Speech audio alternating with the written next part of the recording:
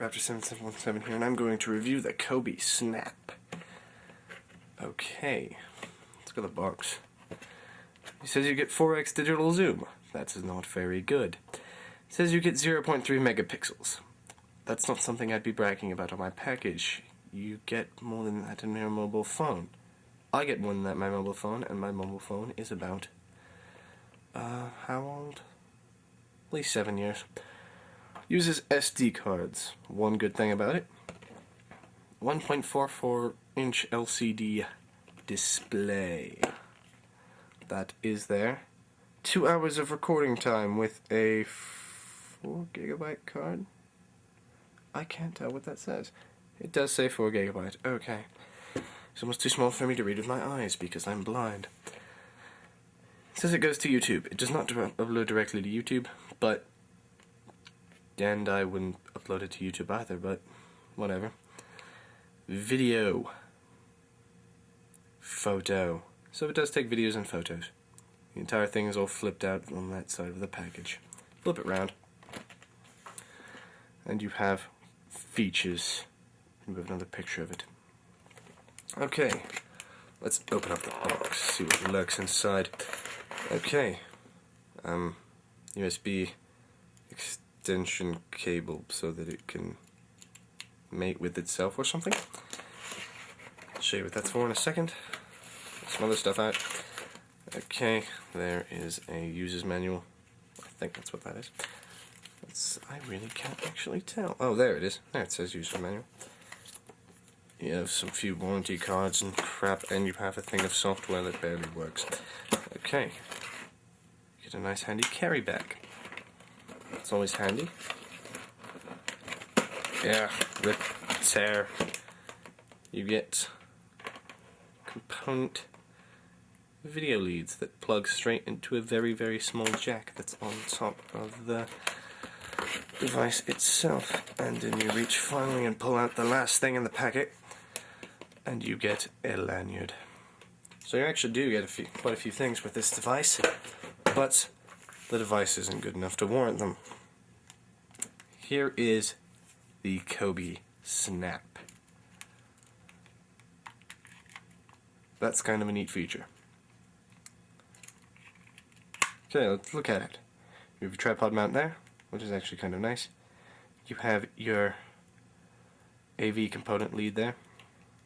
You push this in and push it up, and generally it works easier than that, but today it's being frustrating for some reason.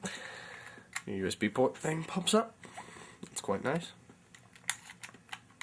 Or of course you could do the sensible thing, and since it's only SD card based, you could just take out the SD card and put it in. Oh, SD card is upside down. There we go. It's very important that we have it we have it right sideway round. I just love that beyond belief. Anyway, here's the lens. Here's the back. It looks a lot like a flip. Power button. Trash bin. Mode. Don't know what that says. In fact, I don't even know what that does. Record button. Zoom in, zoom out. This is obviously for operating the menu. I would assume. Okay, let's turn it on. It makes that hideous sound every time you turn it on. The turning off sound is a lot cooler. It appears very blue. But, unlike most cheapy cameras I've seen, it actually is fairly quick. It doesn't just drop, frame skip on the actual screen. And, as we've already pointed out, you can do this. Hooray! I'm looking at myself, looking at it. That is kind of horrible. Oh, I was obscuring the view. Let's change the mode. Then we can take pictures. Then we can look at pictures. Hooray. Well, alright. I'll show you some video, and then we'll get on with this. First of all, that does sound a lot cooler. Well, the footage looks a lot like this. Alright, well, I've showed you some video, and it's not that great. 0.3 megapixels isn't that great. What a shock. Yeah, this camera I got free when I ordered from Home Depot. If that says anything about its quality, I hope it does. Also, I forgot to mention,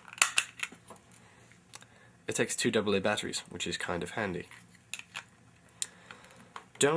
If you have to run this thing through any compression software whatsoever, it's going to look horrible. In fact, it barely shoots in 360p. It shoots in really bad 360p, but it's not as bad as 240p, if that makes any sense.